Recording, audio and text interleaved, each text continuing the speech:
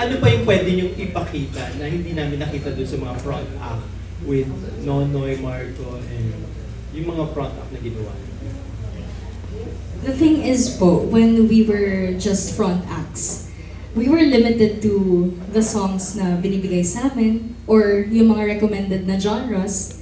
But now, we're more on focusing on our branding na as artists, individual artists. Like Ate Andrea, she's the bossa nova princess and I'm the pop sweetheart. So, ayun po, nag-focus na lang kami to what we are good at talaga.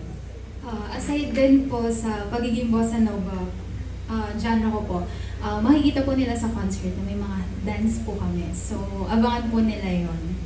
So parang front act, parang patikim lang yung front act. Yes, Ito talaga opo. bibigay niya na yung Yes talagang... po. May mga makikita po kayo na hindi pa po namin nagagawa. Kasi nga limited yun. Yes, surprise. Yes, surprise. Sige, si Ambet daw, kinakalapit ako siya doon. Ganyan dito kalabitan. Hello. Unang-una, congratulations. Ang ganda. No? Thank you. Although magkaiba kayo ng genre, siyempre aabangan namin yung pag nasa stage na kayo, magkakasama, mayroon kayong production na kayo Yes. na. So paano niyo gusto paghandaan yun? Sabihin na ba natin? Kasi Pwede naman po. nagbabalak po kami, may training din po kaming gagawin. So hindi lang po basta practice, hindi lang po magre-rehearse, may training din po kami. So yes po, may mga Whole production. Yes. Talagang tututukan po namin bawat And ganun. tutok din po kami ni Direk Calvin, so thankful din po kami. Tanong ko kay tanong ko na rin kay Sir, kay Direk Adonis bilang musical director. Ano po yung collaboration with these two artists na gusto nyong palabasin sa kanila o mailabas nila? Kasi sila bang nagsasuggest or ikaw hearing na ganito ang mga bagay na kanta sa kanila o ba?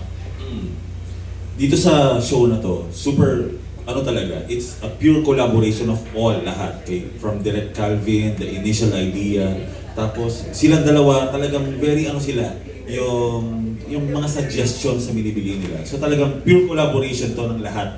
Tapos ako lang yung mag-execute. So I will refine. So we expect talaga na lahat ng mga songs dito sa concert na to is pure collaboration and talagang siya, personalized for these two artists. So halimbawa meron silang cover song or meron silang collab production number. Hindi siya yung parang kinover lang na example lang kunwari Mariah, example lang Mariah.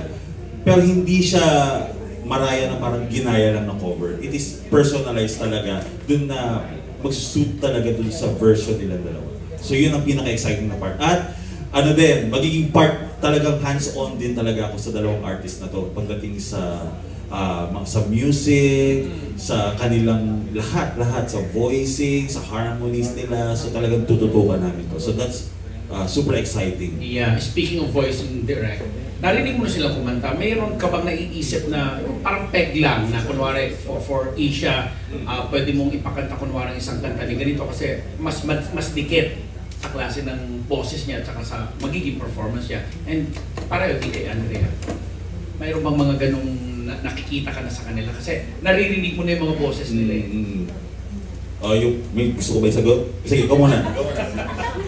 Sinong boses daw? Sinong boses po? Ako last na sasagot. Sa akin po, since nagbe-base lang po kasi ako sa mga sinasabi ng tao, of course, yung mga audiences ko or listeners talaga, they always mention na kaboses ko daw si Nina, si Kyla. So, doon lang po ako nagbe-base. Yeah. Si Andrea. Ako naman po, kaya siguro po Bossa Nova, nag-pursue din po ako sa Bossa Nova kasi po, kaboses ko daw po si City or may ka-vibe daw po ng City. So, ayun po. Paano mo gustong yung laruin ba or gamitin? Kailangan ako okay. Of course, naniniwala ako na yan. Nina, Kyla, yan mga talagang City, yan yung mga artist na talagang nabilib talaga tayo. Pero ako gusto kong i-elevate pa yung kaya nilang gawin. Kasi I know that they can do better din talaga sa mga artists na to. Of course, sila yung ating peg, pero something different, pero parang inspired by ito yung mga artist na binanggit nila, na itatry pa namin i-level up, itry pa namin pagandahin yung mga existing na to na artists. Okay. Nandiyan dyan po si Tatay Ray. Tatay Ray daw! Nandiyan si Tatay. Anong nakikita namin or ma-expect namin? Dahil parang, ano ko sabihin, apo na nila itong dalawang to, no? So, Yes. syempre gusto rin namin makita na music icon like Ray Valera na nakikipag-collaborate o jamming with these two artists. Yes. Sige, ako muna? Okay, sige si Sir Ray Valera kasi sobrang believe kami because ano siya, he crosses in multiple eras, no? Hindi lang siya yung parang icon lang sa mga old songs, hindi. Pati new generation of artists talagang full support siya and talagang kaya niyang baliin yung kanyang style, yung kanyang mga arrangements na talagang bagay talaga sa mga bagong generations. And yun yung makikita ninyo sa concert, kung paano niya gagawin na bagong version o parang Gen Z. Parang Gen Z version yung gagawin ni Sir Ray Valera. So, yan ang gagawin namin sa concert. At saka po, siguro pwede na po namin sabihin, binigyan po kami ni Sir Ray ng kanta. So, expect po nila na Original song. original. Tagalog. Yung hindi po, Sa akin cover yung sa akin. Walang kapalit po. Okay. Binigay ni Tito Ray po sa akin. And then yung Sa akin po yung kung maaalala mo ako. That's something original, yeah, from him. Kilala niyo ba si Sir Ray Valera? Yes po. Yes po. Nakakasama po namin siya sa mga concerts po. Thank you very much and good luck. Thank you Baka may gusto po. mong dagdag si Direk. Actually, we are going to pay tribute to Ray Valera in this concert. Di ba, Direk? Yes, huwag na kasi ako magsalita. Okay, si Ray Valera kasi nakakasama nila sa shows and Ray Valera thought of giving them his hits na sila lang, actually, yung walang kapalit daw, apparently hindi pa yan nare-revive ng isang babae. So si Piolo pa lang yata. Pero hindi naman babae si Piolo. So, binigay niya kay Andrea yung walang kapalit na kanta. Tapos kung maalaala mo, kung maalala mo ako kay Isha. So, nag-record na sila. Tapos sila mag-record, si Mr. Ray Valera mismo ang tumutok ng recording for both of them. May music video pa po kami ginawa. So, napakaswerte itong mga batang to dahil isang Ray Valera, isang legend, isang icon ang nagbigay sa kanila at nagpapaspas. So, yun nga, that's why sabi ko nga nung nag-meeting kami, I think it's really proper to guest Ray in the show. And my the story behind the next ones po talaga was it's a tribute for Sir Ray Valera. Yun po yung pinag-usapan namin ni Ate Andrea and yung mommy ko po and yung mommy po ni Ate Andrea. Like we wanna pay tribute to this concert for Ray Valera. But also, I also wanted to add my advocacy for the youth. Kaya the next ones is not just about us. It's about us paving the way for the next generation rin. Yes. Wala bang pressure sa inyo yun? Kayo na ngayon ang main, Actually, may pressure po eh. Siyempre may pressure po. Parang hindi po mawawala sa amin yan. Lalo na po, baguhan po kami sa industry. Paano nyo na-handle yung pressure? Do you feel any pressure right now? Yes. Paano nga nila hinahandle? Siguro po, paano ba?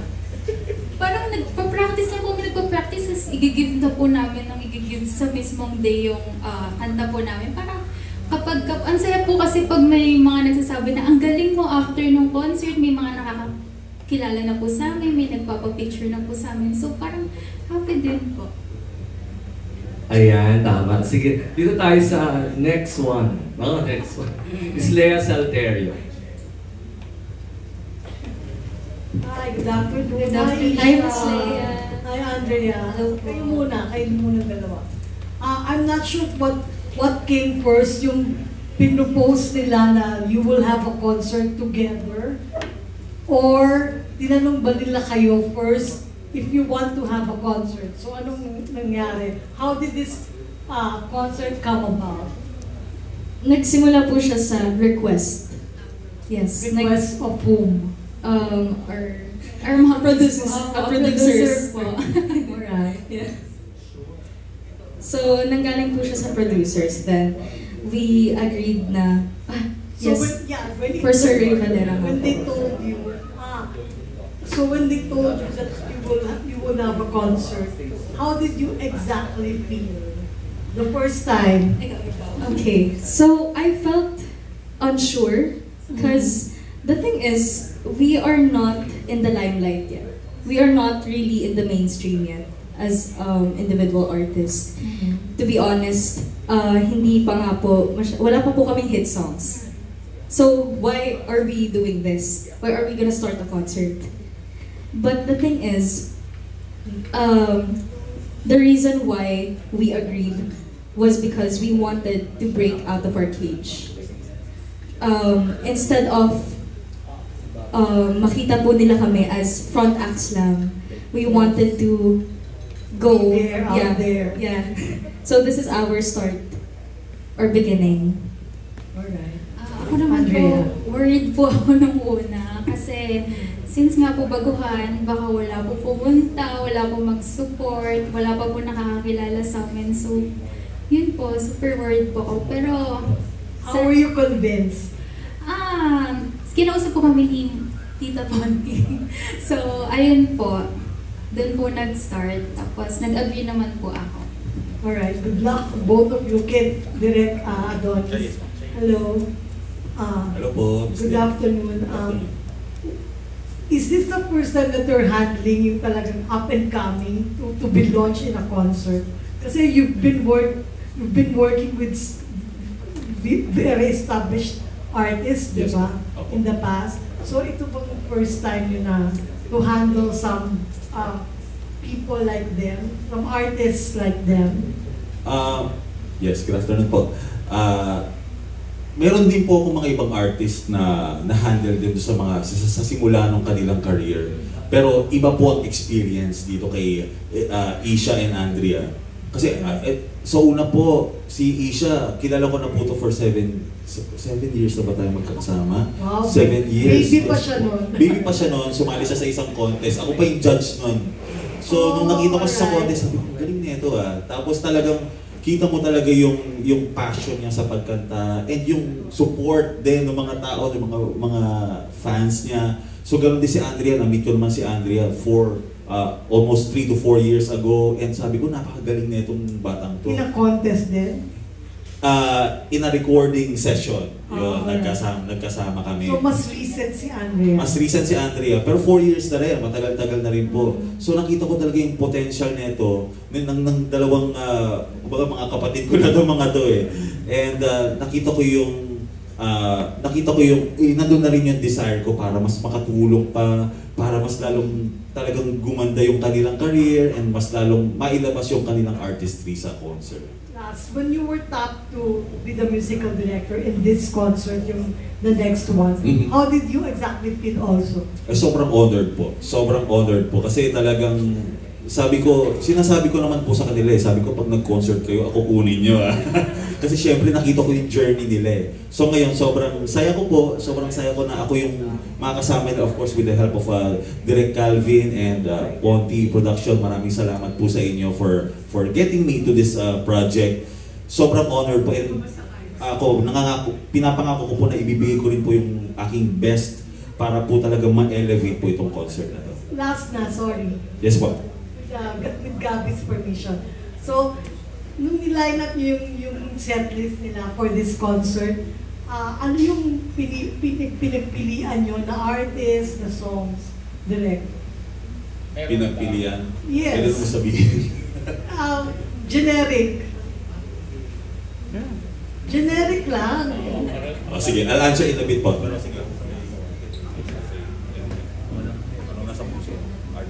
When it comes to artists, we kind of picked the artist na current but fits sa ano namin bosses and yung story namin. Yun lang po. Andrea? Actually, siguro sa artist po may mga Ariana Grande din po kami. So, yun. Yes, yung fit po sa ano nila, fit po sa kanilang genre. Pero meron ding mga may mga older artist din na kasama din sa aming lineup. So, surprise po Surprise yun. po. Yes. Ayan, we have Gabby Libarios from GMA7. Hello, hi. Hello po. Yeah, it's nice that you guys na yung ginagawa nito. And you mentioned kanina na it's the first step, yung pag-hold ng concert, no? I mean, it's nice to have a plan and a vision. So, for the two girls, what's the big dream now? What's your goal talaga? Ako po, ang goal ko po, magkaroon po ng hit song. Yun po talaga yung number one goal ko. And syempre po, makilala po sa industry. So, yun po. Ako po, if ever this doesn't work, like yung artistry ko, my pagiging individual artist, I plan to help other artists na lang po through production. May fault na. Huwag mo muna isipin yung fault na. Ako po. Pero passion ko na po talaga ever since nung bata po ako, sumali sa mga council and maging ano po, staffs ng production. So yeah, I'm drawn to it po talaga ever since. Among the stars ka, or the established artists na meron tayo ngayon, most likely kanino bang career o yung takbo ng career na nakikita niya na parang ito yung gusto kong marating or gusto kong ma-enjoy in the future? Ay, ang dami. Ang dami. Recently po kasi, nanood ako ng Filipino Music Awards. And one artist that struck me the most is Maki. But the thing is, it's different from Maki eh.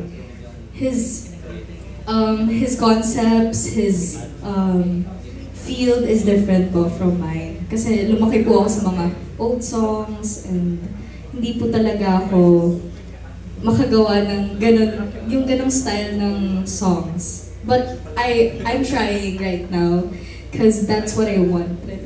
So, ayun po, si Maki. He's amazing. Ako naman po, kakapanood ko lang po ng concert niya, si Miss Lani Misalucha po. Kasi before po ako mag-Bossa Nova, ang mga kinakanta ko po yung Tila, ganyan po, yung mga songs po ni Miss Lani. So, siya po yung idol ko. Yun po. Okay, sorry, last question. You worked with Sir Ray Valera for ilang beses na, di ba? Parang thrice. Thrice na. Opo. So, ano yung mga natutunan nyo from him? I mean, in terms of, it could be about singing, or pwede rin life lesson. I don't know. It's up to you. Okay, sobrang cliche, pero he keeps on saying this. Tuloy mo lang yan. Puro ganun lang po siya. Tuloy mo lang yan. Kasi, it's that simple, pero may impact po talaga siya sa akin. Kasi nga, I mean, hindi lang po sa akin. Even if other people like heard it, tuloy mo lang yan. It's such a big impact because, wala eh. When life hits you or may obstacles, sometimes we tend to stop and wala, hindi na natin itutuloy. Pero siya, sa phrase niya na ituloy mo lang yan, it kept me going. Ako naman po, sabi po sa akin ni Tito Ray, yung mga pronunciations ko po. Kasi more on English po ako, tapos yung mga kanta niya po, more on Tagalog. And sabi niya po sa akin na kung meron man po ako ilalabas na song, i-share ko lang daw po ng i-share hanggang sa makumalat daw po yung song. Yun po. In terms of songwriting naman po kasi, si Sir Ray, talagang ano po siya sa akin eh. Sabi niya, lagi niya sinasabi sa akin, isend mo sa akin yung mga ginawa mo para ma-polish natin. So sabi ko, sige, tas yung mga sinasabi niya po sa akin was, okay yan, basta yung message ng kanta, lagi mong iisipin na may sense. Wag ka kumaya. Yeah, tsaka yung emotions. Yun. Okay, thank you. Thank you, Gabby. From the editor's table here at the back, of course, Bobby the Cantina. Ayan. With his office. Magandang hapon. Magandang hapon Andrea po. Tisha. So how are you preparing for, kapag may mga gig kayo, paano kayo nagpe-prepare? lalo na ito, this one is medyo malaking Yes, it's a show big, ito. So, major ano siya, yes. show. So, paano kayo nag-prepare? Nag-ready? Nag-memorize na po at saka nagpa-practice na po kami. So, para kapag dating po ng concert, ready po kami. Ako po kasi sa school, I have a lot, there's a lot in my plate right now. So, every Sunday lang po talaga ako may time. Or vacant namin. Pero pag vacant po kasi namin, laging school works or council works or org works. So, every Sunday lang po talaga nilalaan ko yung oras for my gigs, my events, like training. Pero I kinda, parang dancing grew into me, kaya imbes na kumanta. So, masayaw na lang ako. Tapos, nagtataka na po yung mga tao. Ano ka ba? Dancer ka na ba ngayon? Or singer? Pero ayun po, I love dancing now and that's why I plan to integrate na rin yung dancing and singing to my artistry. Yes. Okay, marami na kayong gigs, so maraming performances na kayo on stage. Was there a moment na parang hanggang ngayon meron kayong performance na hindi nyo talaga makakalimutan? Like, may nakalimutan kayong line ng song or parang bigla kayong nahiya or something like that? Oo.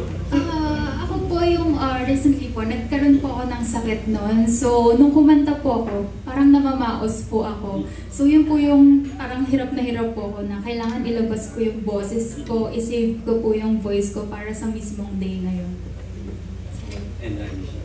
Okay, when it comes to me po, hindi ko po ito makakalimutan kasi nung bata po ako, sobrang, ewan ko, perfectionist ang ate ko. So, isang simpleng ano lang siya eh, parang may birit po yung song, yung somewhere. Somewhere! Yung taas, yung mataas na part na yun, yung finale ng song. And in my head, I was so disappointed. Kaya yung pagbaw ko po sa audience nun, pag ganun, pa-side po siya. So nahalata po na hindi ako masaya sa kinanta ko. Yun po yung notable na ano. And my coach will also justify that because naalala na rin po yun. Bakit ka nagbaw ng ganun? Okay, last question. Nakita ko sa Instagram, ang dami nyo nang na-meet na music superstars. Ano? Kanino kayo unang na-starstruck? Kanina mention kay Lani sa Luciano. Yes pero, po. Sa ibang artist. Meron din po. First time. Si Tito Ray po. Kasi first time ko po siyang nakasama sa concert, yung Istorya, yung mismong concert niya po sa Music Museum. Hindi ko po siya malapitan, pero nung naging medyo close naman po, yung parang lagi na po namin siya nakakasama. Ang bait po pala ni Tito Ray. So, yung mga siguro po first impression, hindi naman po pala ganun. Ang dami po kasi. Ang dami actually, nakita ko sa mga posts ninyo. Pero from the start po, nung hindi pa po ako masyadong nagigig nung bata ako, I watched Sarah Geronimo with Zephanie. Nung first concert po ni Zephanie, parang concert debut niya po yun. And I was there, like, I was supporting Ate Zeph. Tapos nagulat ako, yung special guest niya pala, si Sarah Geronimo. So doon, na-starstruck talaga ako, like, wow, ganito pala pag-artista. Like, may sariling ring light or, you know, may halo sila, ganun. Tapos, nung nakilala ko na po yung mga nakalakihan kong OPM icons, dahil po sa parents ko na laging nakikinig sa mga old songs, sila Ray Valera. Tapos, nung nakilala ko po sila, and nalaman ko na sila yun, sabi ko, hala, talaga ba? Makaka-work ko sila ngayon. Like, mag-front act ako sa kanila. Parang, it's surreal in a way. Pero nung nakausap ko na po sila, it felt so warm sa feeling. Na parang kaibigan lang yung turing nila sa amin. Pero si Sarah G, hindi mo pa na... Hindi po. Okay, congratulations and all the best. Thank you po. Thank you, Bobby Regentina. Siyempre, dito sa Office of the Editors, may isa pang editor dito, si Miss G. Trilliana from Malaya. Hi, Andrea. Hi, Isha. Hello po. Sorry.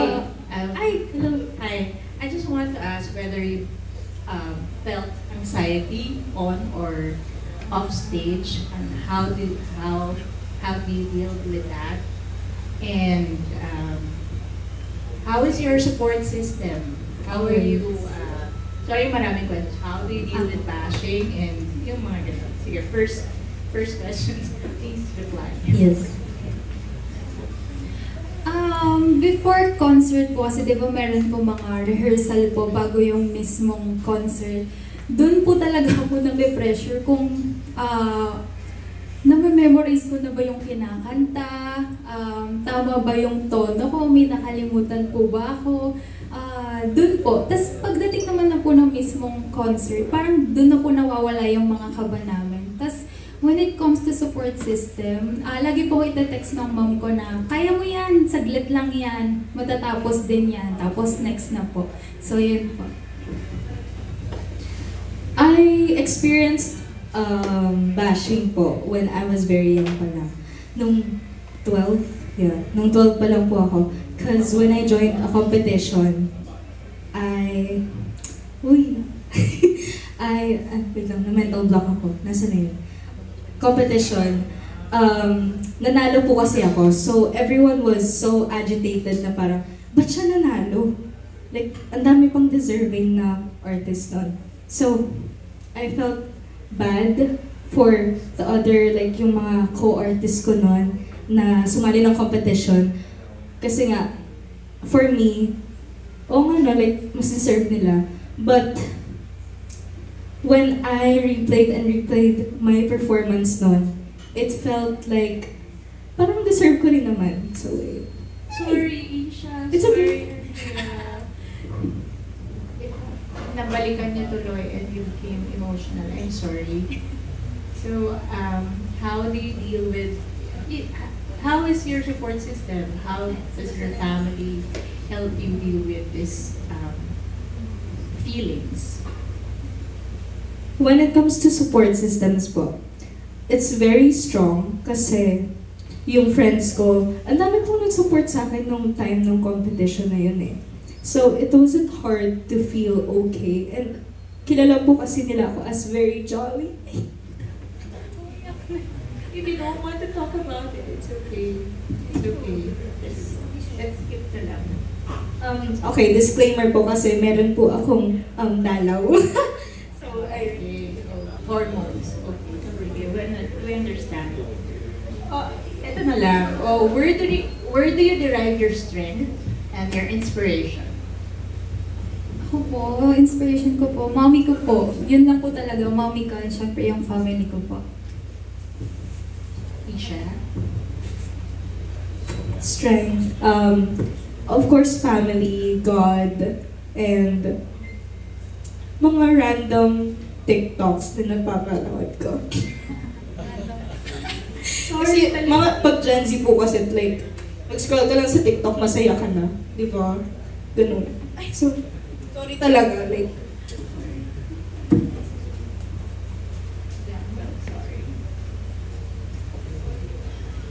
Thank you, Miss G. Editor's note, wala na. Sorry. Ito siyempre, from Malaya. Siyempre yung inquirer, nag-ihihian muna, di ba? So, pupunta muna tayo sa Glitz. MJ De Leon has a question. Hello, Isha. Good afternoon. Kasi sinabi mo kasi kanina na parang we're not really mainstream. Yeah, yan yung phrase mo, exact phrase mo, di ba? Pero we are in the time kasi na medyo ang bilis ng mag-take over. Like for example, maging viral lang sa TikTok yung song mo, hit na siya, right? Like mga Cup of Joe, mga Multo, mga gano'n. So, but for you, how do you define mainstream. In this age? When you're in the mainstream po kasi, it means people can easily easily recognize you from something you did sa media. It's either like kahit may sinabi ka lang or may ginawa ka lang na nakakatawa, it's either negative or positive. And may malaki po siyang impact kasi nga, viral. And everyone will talk. So, ayun po yung pag nasa mainstream ka na. But for me po kasi, I don't see myself in the mainstream yet because wala pa po akong hit song talaga. And I didn't focus on promoting my songs sa mga notable, mga big platforms like TikTok and Facebook now. May nakikita ka na bang route for you to be mainstream according to your definition of mainstream? It's about marketing and strategy po talaga eh. So, hindi pa po kasi ako nag-focus doon because my original plan was I'm not gonna focus on my singing career talaga. I was going to focus on production and helping other artists. But songwriting and singing grew into me and it felt like it was the right time to showcase and share my talent to others because na-realize ko na, ay, ang dami ko rin palang natutulungan na tao but because of my songs. Ayun po. Ayan, thank you. It's okay. Thank you. Next question ko for Andrea. Kasi kanina, grabe talaga yung similarity with City, right? Ilang years ka nang parang kina-compare, or hindi naman kina-compare, parang nililiken kay... Tama yung word ko. Basta yeah, that's it. Recently lang po. Kasi sumali din po ako sa isang contest po and then nanalo din po ako. Yun po yung Asia's Best Singing Competition. Season 3 po ako. And then si Isha po actually Season 2. Tapos recently lang po ako nag-bossa nova. Kasi dati po nagbibirit-birit din po ako, ballad. Tapos kinanta ko po yung Para Sa Akin. Tapos ang dami po nagsabi na bagay sa yung song, kaboses mo si City, may similarities daw po kami. So doon na po nag-start. Yeah, okay. Yung comment kasi ng iba dyan is like, for you to be like, popular, you have to fill your own space in the music industry. Do you think being likened to City is right now an advantage or a disadvantage for you? Para sa akin po advantage po yun. Kasi actually pag inaano ko nga po yung name ko, Andrea Gutierrez sa internet, meron na po lumalabas na Bossa Nova Princess. So parang advantage din po sa akin yan. Ayan. Thank you. Galing mo mag-English, no? What's your name again? Of course, we'll have the one and the only, the fixing diva, Romel Gonzalez from Pep.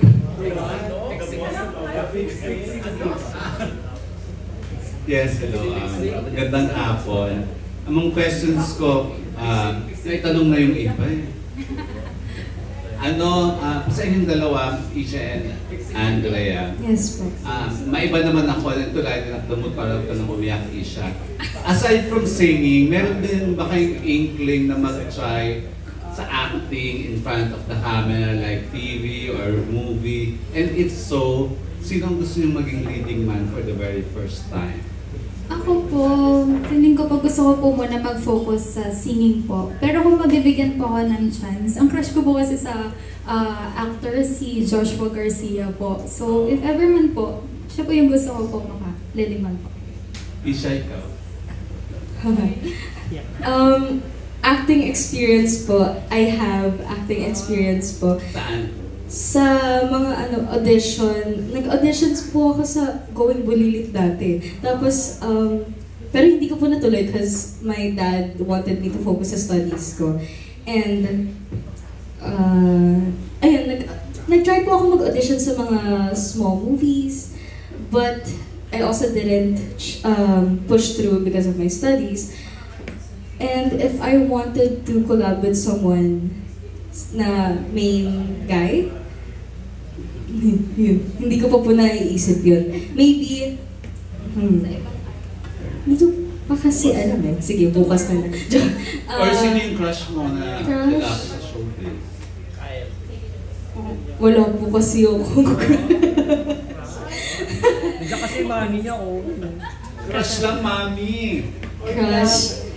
Careful. Sino? Ay, si ano po, nung hindi bata. Ano ba yan? Ba't puro bata na lang ako? Si Marlo Morte. Kasi ano po yung I Love You Since 1892. If you guys know that po. I grew up reading books na Wattpad books. So, in love po ako kay Marlo Mortal no, because of his character as Juanito. Ayun lang po. Na-disappoint ka nun?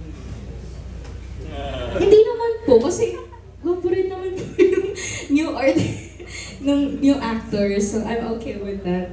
But naging controversy nga po yun, no? Because yung I Love You Since 1892 fans, they felt betrayed about it.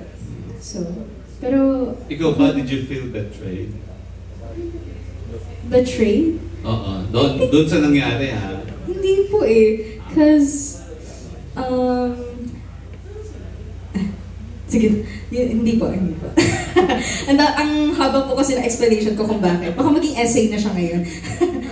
And for my last question sa inyong dalawa, kasi nung araw, yung mga singers, kahit mga artista, iba ang proseso ng pagsikat, medyo mabagal, matagal, mahirap. Ngayon, with the onset of high technology, online, whatever, mabilis na. Especially, tulad yung dalawa, hindi kayo masyadong mahirapan if ever. Comment nyo doon. I think it's best to utilize if ever we really want to be viral or like have a hit song. Madali lang po talaga eh. I know na madali lang po talaga siya. But it takes time. It takes a lot of time and a lot of creative juices for me. Kasi yung process ko po ng pag-write ng songs, mahirap na ngayon kasi I have a lot of priorities sa school rin. Yeah. Ako po for me, advantage po yung nakakapag-concert na po agad kami kahit baguhan po kami. So, wala po. Parang gagawin po namin yung best namin through social media, through talent. So, yun po. Ayun, thank you. And then last lang, trivia lang, Andrea. Schoolmate ko ang mami mo nun sa Laguna. Siya sa Commerce Department, ako sa Psychology Department. Nandiyan po yung mami ko. dahil schoolmate ka, mami pay plus 1,000. Cooking ko sa iyo mamaya. Kahiyaan na to, narinig nila lahat to. Of course, we have the ihihian. Right. Jessica Evangelista from Philippine Daily Inquirer. Hello. Hello. Hi. Hello again. Ayun, nabanggit kasi kanina, parang di ba naging emotional ka talking about the mental health and all that. Kayong dalawa, since di ba usually we get strength from the people na ka-same age natin. So, paano yung working dynamics nyo and yung personal friendship nyo with each other? Ay, super close na kami ni ate. Parang siya po yung ate from... Yes. Actually, wala po akong kapatid. So, parang si Isha na po yung bunso ko. So, lagi po kami nagtatel ng secrets, lagi po kami open. So, yes. Ano ba? Tapos, mahilig po kami kumain. Yes. Pero na po kasi kami ngayon, restricted. Ayun, tapos nabanggit mo rin kanina, Isha yung advocacy mo for the youth. So, aside from your music, paano mo nire-reach out yung mga kabataan sa paraan na yun? I invite W Copa and my friends na P-pop group rin po, na bata, like teen P-pop groups, na mag-join sa amin sa concert. So, this concert, you'll also get to meet them. Yung mga in-invite po naming artist na bata. And I also joined a program for the youth. Kabataang may magagawa. We also give something to them. Yeah. Last na kay Andrea. Si Isha kasi very specific siya sa parang kung ano yung advocacy niya and yung talagang mga gustong gawin niya. How about you naman? Ako, as of now, wala pa po akong advocacy. Pero, lagi ko naman po sinasabi sa mga kagaya namin baguhan po na kung gusto niyo po yung kunyari, singing po, gusto po nila sa singing, pagpatuloy lang po nila yun. Yan lang, thank you and congratulations. Thank you po, Ms. Jessica. Any other questions? Sir Jim. Sa'yo mo, no? Of course, we have Isa Iglesias from Manila Times. Here also. Hello, good afternoon. Hello po. Gusto ko lang malaman if there's one song that will define your life right now, ano yung song yung dalawa na maybe yung kung anong pinagdadaanan yung Duet song po. Duet song po. Kahit hindi duet song. Count on me. Count on me. Yes po, about friendship po. But yung individual, ano yung song na nagde-define sa inyo as a person? Ako talaga invincible po, hindi po magbabago yun. Every interview po na nagtatanong sa akin about what song, what song defines you? Invincible po talaga kasi it talks about, it sings about your growth, your resilience through the ups and downs of life, and even though you've gone through it, you can still get back up. Ako naman po, hindi ko po maisip yung title ng song, pero ngayon po kasi sobrang happy po ako. So may madedefine man pong song, basta happy po ako ngayon. Yes, happy. Yan po. And yeah, sa sobrang dami ng mga artists ngayon, including up-and-coming singers, what do you think yung difference nyo from them, and what you want to be known for sa industry, apart from the genres that you wanted to put sa music out there? What differentiates me to other artists is I love helping other artists too. Through production po talaga, as I've always said. And yung advocacy ko po, yun po talaga yun eh. It really captures the essence of what's my purpose sa industry na to. Yun. Parang same din po with Isha. I love helping others. Parang kung meron pong madidifferentiate, parang wala naman po. Kung may talent po, may talent. Kung wala man po, it's okay. Kasi madami naman pong pupuntahan din po. And lagi naman po may goal. Then you've worked with veteran artists, singers, songwriters. Ano yung lesson na parang nag-stuck sa inyo na hanggang ngayon pinangahawakan nyo, and you also wanted to impart to other artists as well? Be true to yourself. Yun lang po yun. Because sometimes we tend to forget. Parang conform to other things na sa tingin natin mag-viral tayo. When we kind of lose our morality because of it. So, ayun. And yung principles as a person. Kaya, I just want them to tap into their childishness or innocence habang bata pa sila. Since yung advocacy ko nga po, yung youth, I don't want them to be in the wrong path.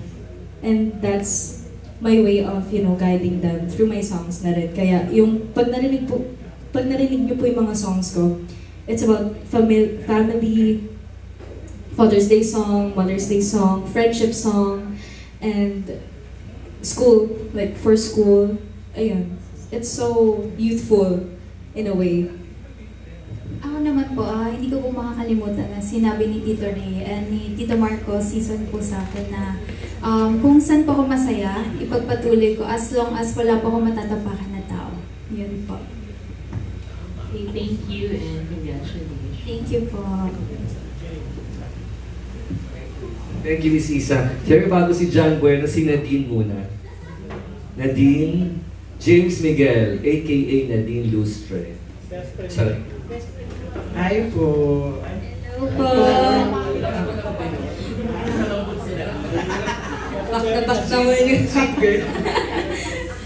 For Isha and Ande, since magkaiba yung genre nyo, paano you make sure Sobrang iba. magkakaroon kayo ng parang alignment dun sa concert? Yes po. Direct. Hindi na namin. Ano nga ba? Alignment? Okay, para ipag-mix sila together para mag-blend dun sa concert. Kasi magkaiba yung kanta. Surprise. Surprise. Alam mo, kahit magkaiba yung genre nila, meron namang onting similarities din when it comes to yung quality of their voice. Halos pareho lang naman din. Isang genre lang nagkakaiba, pero may mga songs sila na gusto rin nila parehas, and gusto rin naman namin, ako gusto ko rin, gusto rin ni Direk, and napagkasuduan naman namin. And dun namin lalaroin yung arrangement na yon na mag-fit talaga sa kanilang parehas. So talagang carefully planned talaga yung mga songs na swak talaga sa boses nila. So meron din, medyo surprise muna for now. Okay, for Isha and Ate, ano yung, may first time ba kayong gagawin dito? Like, First time. usual na ginagawa? Ako po first time ko, sayaw po. Kasi lagi ko pinapasayaw si ate. So, sumayaw ko. Ganun. Sa akin po, syempre pasabog po tayo for today. Yan, ito. Puro pasabog po ang aming concert. Okay, thank you and good luck. Thank you po. Thank you po. Thank you, Nadine. John Bueno from Kumaka. Hi, ladies. Hello po. Well, actually, natanong na rin yung tanong ko, but I'm gonna ask you about your guests, perhaps. Can you tell us if you had a hand on choosing them, and tell me about them as well, siguro. Siyempre po, unahin na po namin si Tito Ray Valera. Kasi close na din po kami, ang dami na po namin nakasama si Tito Ray. Yeah. And tribute po talaga. Tribute din po namin kay Tito Ray. Kaya happy din po kami na pumayag po siya na makasama po sa concert namin. And then, when it comes to the special guests and front acts, yung front acts po, I actually, that one teen P-pop group called Divine, yes, I actually made a song for them. Written and produced. So they're also gonna showcase that sa concert namin. And they're also gonna perform something very, very special. And for the others po na front acts din, they're also my friends, Aster, yes, and Maurice, the W Papa singer, na bata pa lang po siya, 11 years old. And for other guests, si Nathan Randall, and si Akila Packing po. And Gracial Hizon. And then happy din po kami kasi yung magiging banda po namin, The Boxers po. And syempre with Direk. So, there are two notable musical directors po talaga. Then they collabed in this concert. Yes. So, let me ask you this question. Kasi parang ang nakikita ko sa why you're doing this concert is because you're stepping out of your comfort zone. Yes. Merong sinabi din si Lea Salonga just recently. She doesn't wish something for herself, but she hopes na she's not the last Asian American or Filipino to become part of Broadway or the international scene. Do you see yourself in her shoes someday? May ganun bang challenge sa inyo na to become international as well? Siguro libre naman po mangarap, no? Pero sometimes po, nakikita po, sometimes hindi rin po. It depends po. Pero Miss Lea Salonga, iba naman na po siya, yung level niya sa amin. So parang hindi po namin mako-compare. Sure. Okay. Kasi ganito na parang ang Lea Salonga didn't land those roles as in kinuha lang siya from the Philippines. She really auditioned for the role. Ibig sabihin, she also stepped out of her comfort zone. Can you tell us, would you be willing to do that as well? It's a matter of opportunity. Yes. And if it were given to us, that opportunity, of course we will gladly take it. Alright. Yun lang man. But Thank it's, you. it's too good to be true eh. I don't wanna give my hopes. Alright, thank you, thank you. Thank you.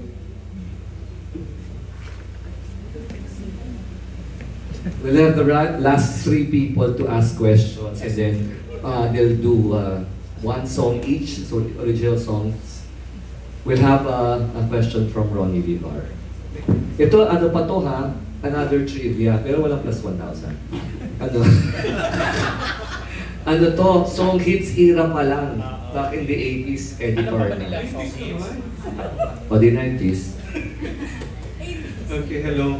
Congratulations. Thank you. Yeah, rarely lang kasi nabibigyan mga newcomers ng chance for a concert. And ano ang plano yung sa binigay na chance na ito? Ano plano yung gawin sa binigay na chance na ito? Plano po namin gawin sa Yes. sa concert na binigay. Yung concert. No, actually yung chance na naibigay sa inyo per se. Opportunity. Ang laki po ng opportunity na mabigyan po kami ng sarili po namin concert. Doon pa lang. Opo, doon pa lang po parang kailangan i-grab na po namin yung opportunity. Kasi hindi na po ito dadating next time eh. Baka malayo pa po. Pero grab na po namin yung opportunity. Yun po. Nabilisan ba kayo masyado sa chance na ito? May time po. Pero hindi naman po. Hindi naman. We think it's the right time. Kasi matagal na rin po kami sa industry na to. And hindi po biro yung mga pinagdaanan po namin ni ate sa... True. Yeah. And marami na po kaming natutunan with that. And we want to share this to others na. So right now, may naisip na ba kayong gawin in the future, in the near future, after the concert? Ako po, gusto ko pa rin po mag-produce po ng mga songs ko. Until makakuha po ako ng hit song po talaga. Yun po talaga yung una kong goal. Collab with other amazing artists and make an album na. Kasi lagi pong singles yung nire-release ko. So, next year, expect an album. Yan nga yung tatanong ko sana next. So, meron na ba nagbibigay ng mga songs sa inyo? Wala pa po. Ako po yung nagsasongwrite ko talaga. Ako naman po, nag-write po sa akin and nag-arrange po ng song, si Direk Sampal de Cantos po. So lahat po nung nirelease ko na songs ngayon, nanggaling po sa kanya. Okay, thank you very much. Thank you po. After the Ronnie, syempre the Bisbisihan Diva. Diyos ko. Hyper po. From Manila Concert Junkies, Christian Melanie Lee. Oo. Parang ko ang maganda. And then after Christian Melanie, we'll have Manila Concert Scene, Kevin Bableo. He will be the last person to ask questions. Christian Melanie. Konti ang mo lang. Hi, Anna. Hello po. Hello po. Na-mention kanina na susulat kayo ng sariling kanta. Meron ba kayong naisulat na kanta? Sino gusto niyong pakanta yung particular na kanta na yun? Kung kayo ninyo papakantayin at bakit? Sa akin po, hindi ko pa po na-try magsulat ng kanta. More on producing lang po talaga ng songs yun. Mapakanta po. Hindi na po lalo Miss Regine Velasquez, Miss Lani, Miss Alucha, yung mga bigatin po. So, ayun po. Ako? Kasi parang medyo nag-ano na po kasi ako sa circulate and nalilink na rin po sa P-pop industry ngayon. Kaya sana yung P-pop groups po na Kaya, Beanie, Maki, SB19, BGYO, Aster, yun. And my girlies, Divine. Thank you po. Hi, girl. singers. Congrats sa upcoming show po. Thank you. May question ako kay Sir Adonis po. Sir, direct, what do you think about the OPM scene right now? Since sila dalawa pa next generation artist na rin po. OPM scene ngayon. Ang OPM scene ngayon, ano na eh, kumbaga equal level playing field na. So dati, kung sa mga kapanahonan namin, medyo matanda na rin ako, talagang pahirapan talaga bago makapasok sa industry, kailangan ma-discover ka pa, di ba? Tapos yung means talaga wala. Ngayon, social media, di ba? One song sa TikTok, viral agad. Pero ako, lagi ko silang ini-encourage na kahit na may song sila na nagawa at hindi nag-hit, di ba? Okay lang. Okay lang. Tuloy-tuloy lang ang paggawa kasi consistency talaga yun yung key. And ako naniniwala ako sa longevity kaysa doon sa one-hit wonder na nag-hit ka ngayon. Di ba? Ang daming artist ngayon, nag-hit ng isang beses, after a few weeks, few months, wala na. Wala na sila. So, mas maganda yung slow and gradual process. Yun ang in-encourage ko sa kanila lagi. Of course, si Isha and Andrea. Si Isha, medyo maraming beses rin kami nag-work sa mga songs. And grabe ang consistency din nito. And si Andrea din. Yung talagang gawa lang sila ng gawa, hindi sila nag-give up sa paggawa ng kanta. And of course, we are hoping na one day, makuha namin yung hit song na gusto namin for these artists. Alright. Last question po for Chris naman. Ano po yung asahan ng fans for this concert? Like, after the show, yeah, parang what's next? What's next? Siguro po, magre-release po kasi ako ng mga songs pa. So, yun po. Feeling ko yun po yung dapat din po nilang abangan kasi onti pa lang din po yung song ko na na-release. So, kung meron man po, yung mga playful love songs naman po yung i-release ko ngayon. So, dapat po nila abangan yan. Ako po expect that I will be releasing a lot of songs next year. Like, as in, a lot. Kasi pipikain ko yung utak ko eh. And more shows to come. Message na to your fans. Ito nasabi ko na po ito kanina eh. Pero as long as you're happy, pagputuloy mo lang kung saan ka masaya. As long as wala ka natatapang tao. Yan pa.